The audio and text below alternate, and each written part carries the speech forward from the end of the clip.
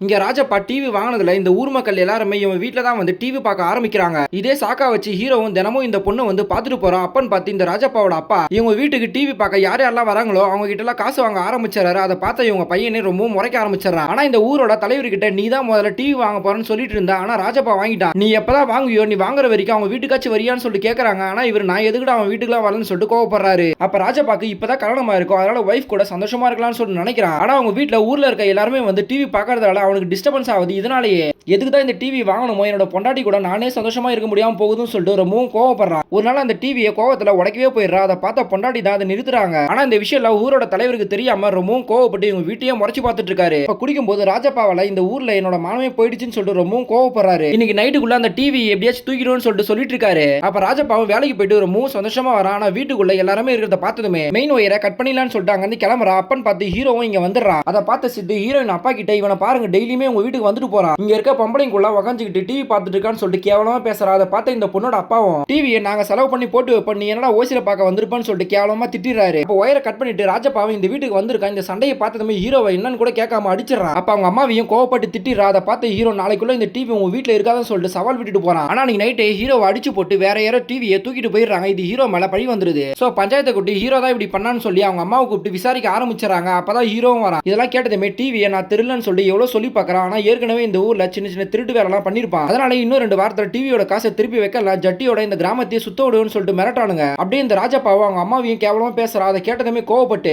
இன்னும் 2 வாரத்துல டிவி யார் திருநான்னு சொல்லிட்டு கண்டுபிடிச்சு இந்த பஞ்சாயத்து முன்னாடி நிறுத்துவேன், அப்படி இல்ல நான் உடம்புல துணியே இல்லாம இந்த ஊரை நான் சுத்தி வரேன்னு சொல்லிட்டு சவால் விட்டுட்டு போறான்.